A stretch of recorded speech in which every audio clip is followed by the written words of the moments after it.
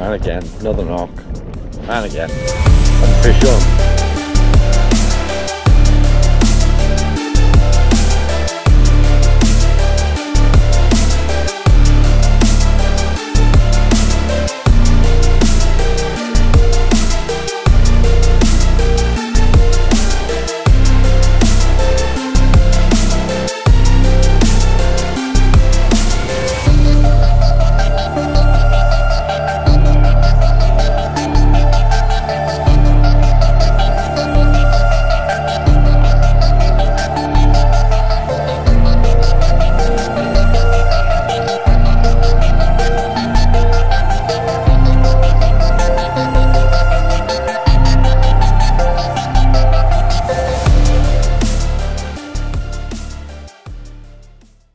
Hi everybody, and welcome to a very windy, stormy, wet Hayes Castle.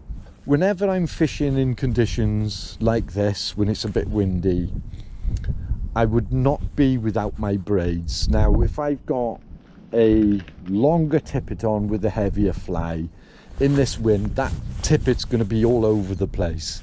So it was a bit risky, really, to be fishing with that setup in very high winds. So having the braid on for me keeps a bit more control of that tippet section, because you can shorten your tippet. I've even fished with it down to 2 foot tippet, and you're still in control and you're still catching plenty of fish. Then the next thing you've got to consider, obviously, like later on, now we're expecting heavy showers along with the high winds, is make sure you've got something reasonable to keep you nice and dry, and important to keep you warm. The hood is important. The hood will come up, protects if any fly or lure is coming across, so it'll help protect you a bit more. Glasses, unfortunately, wear glasses, so not totally protected on the sides, but if you don't wear glasses, some form of eye protection I would advise also. So it's important that you keep safe. You don't know when you're casting as to what's going on, so keep safe. That's most important. Keep dry, keep comfortably warm. You're enabling then to concentrate on your fishing. Okay, the casting now at the moment is tricky. That wind is quite strong. The setup I am on is a 7-weight mid-tip action rod with the Barrio floating line, intermediate braid with 5 foot of 8-pound tippet, and a black marabou and green fritz lure. Just trying a few quick jerky retrieves. Now, I know this particular pattern that I've got on at the moment does fish quite well, and it's quite slow and almost static too. So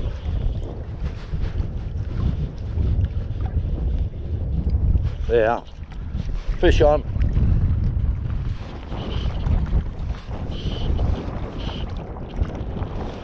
Well, that didn't take long. Oh, and he's off again.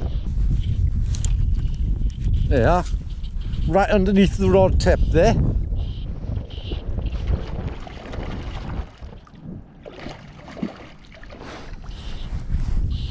Oh, I might get lucky to get this one in the net.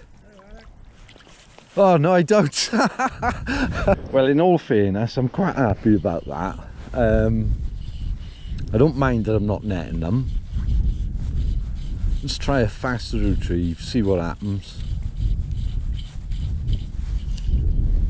Ah, there. At least I'm getting one to the net, or am I? Ah, there are, one in the net.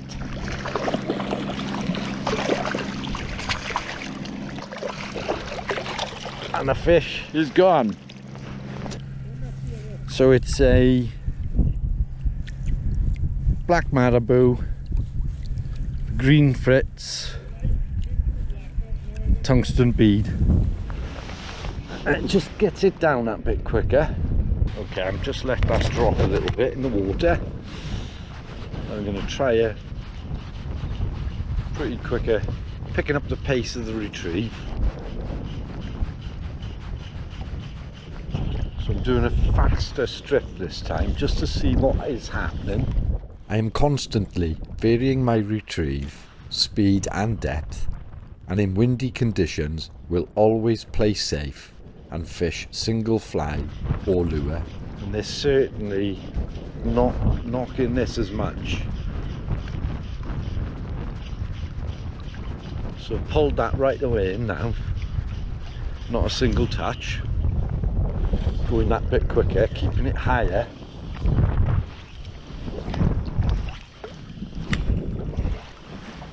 Same place. Let it drop. Just slow it all up. See what happens. Steady figure of 8. There, knock. Well, that was only that one knock. Try it again.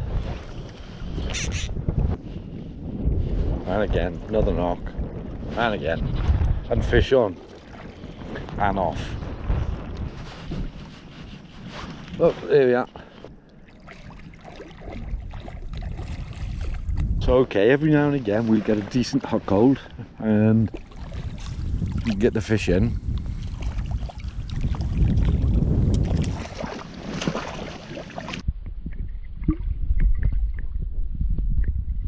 Now I know that our temperatures and conditions are different everywhere, but our climate is changing and our winters are a lot milder. Yes, we can still get those really cold days, but last year I never had the need for a sink line. Different if you want to fish boobies. All I used was the floating and my fast intermediate lines with the braids. As I say, the black and green did go off a bit, but sometimes something different in front of the fish can work too.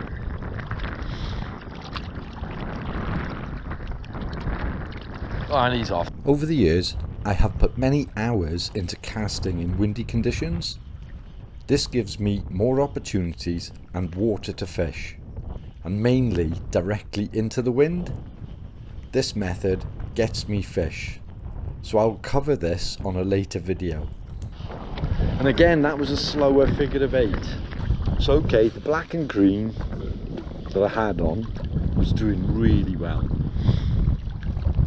I think the fish got used to it, or it went off.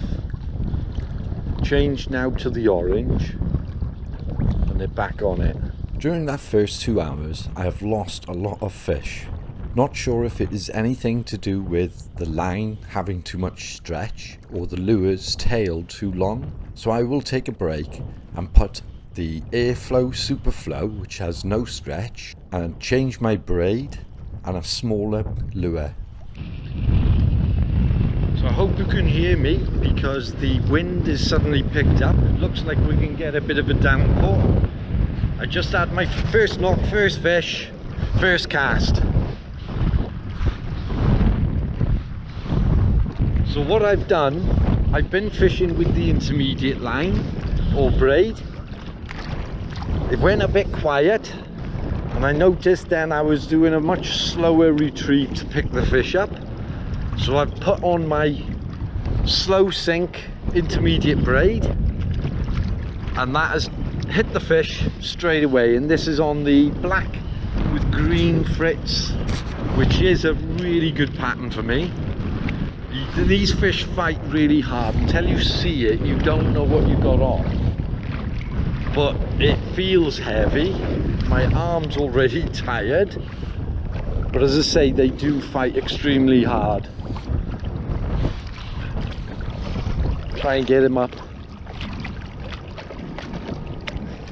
Yeah, like size wise, not like massive by any means.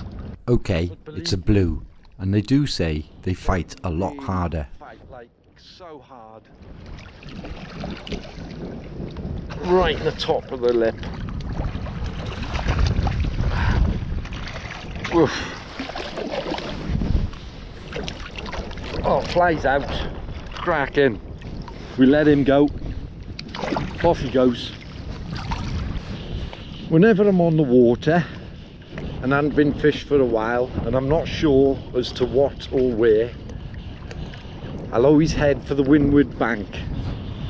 If you've had winds like this for a few days, you know it's been pushing a lot of food into one area. Oh, I had another knock then.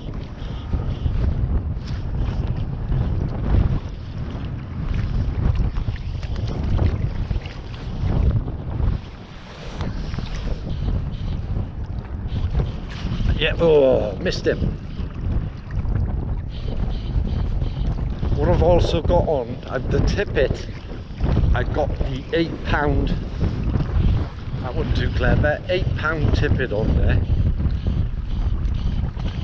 When I'm fishing this a bit faster, they're sometimes smashing it a bit hard and you don't want to be snapping off.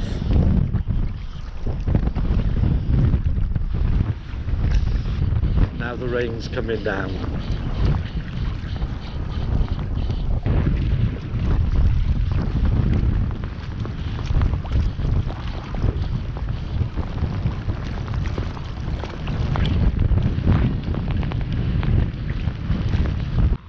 I've just been up on the top arm. I had a few fish on, lost them, but I didn't get nowhere near as many knocks as what I'm getting down on this windward bank. Came straight back down here and I've just lost one now, and all I'm doing is a steady figure of 8. They've definitely gone down a bit lower in the water.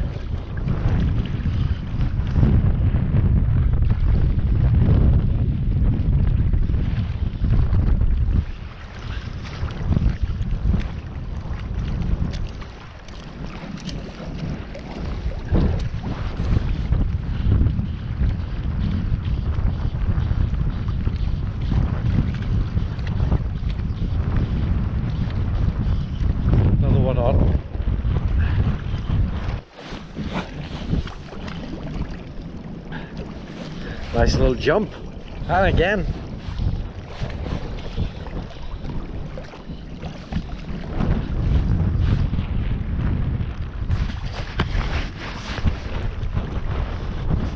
And he's off. Well done.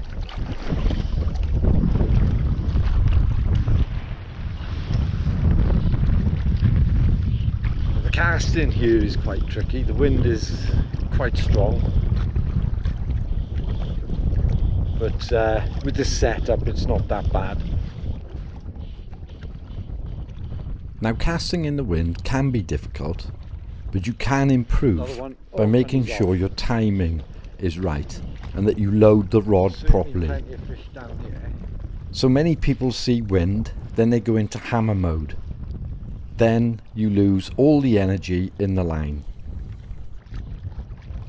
Just letting it sink that little bit. And then quite a quick figure of 8, steady it up, a couple of quick jerks, quick pulls, another one on. Picked up the retrieve this time as a faster strip, on the margins, right in tight to the back here. Smashed it.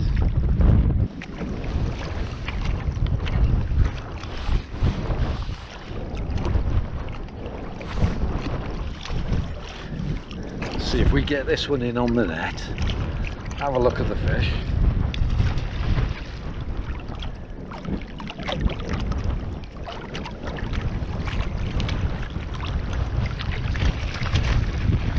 Oh, so gimme. Sure.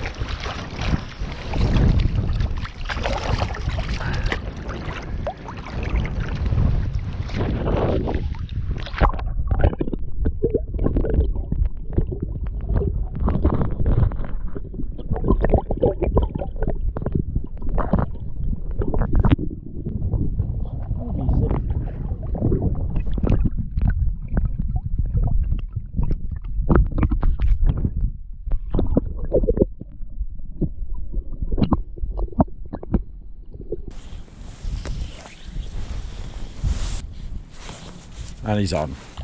Oh, it's hard work. They're not that big. It's unbelievable. Come on, where are you gone?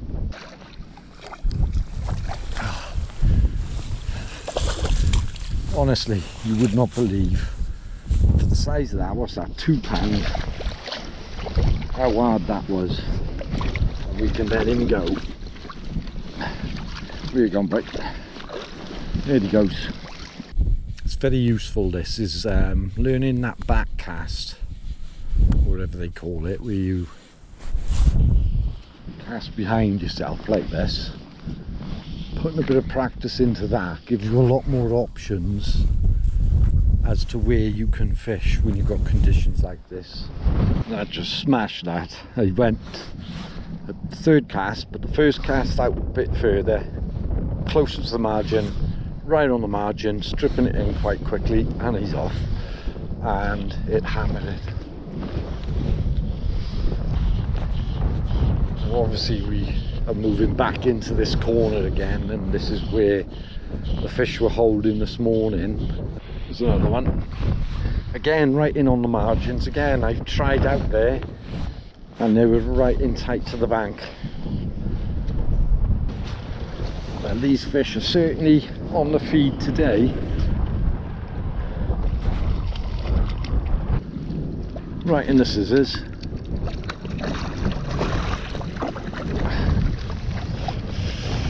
Have a look at them. Beautiful trout, like, well proportioned. It goes to show that you don't always need the distance when you're casting and fishing for these, you see. Obviously, if you've got people walking back and forth on this bank, then fish wouldn't come as close in.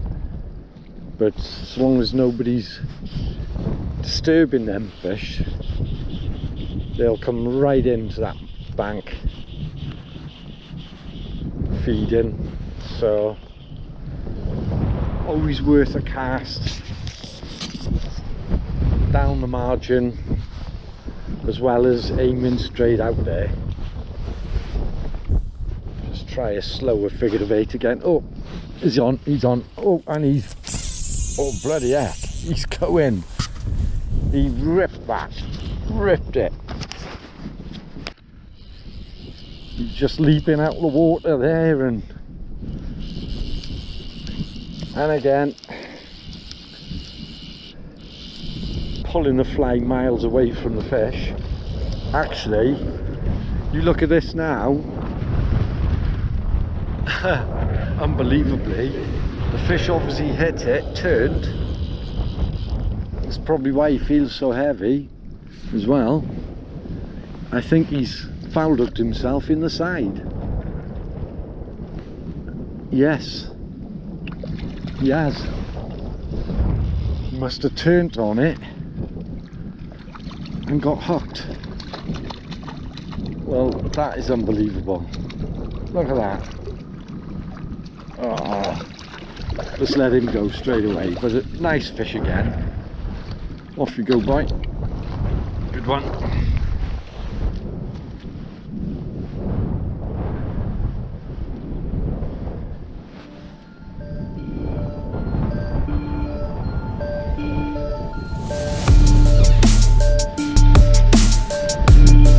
Job done.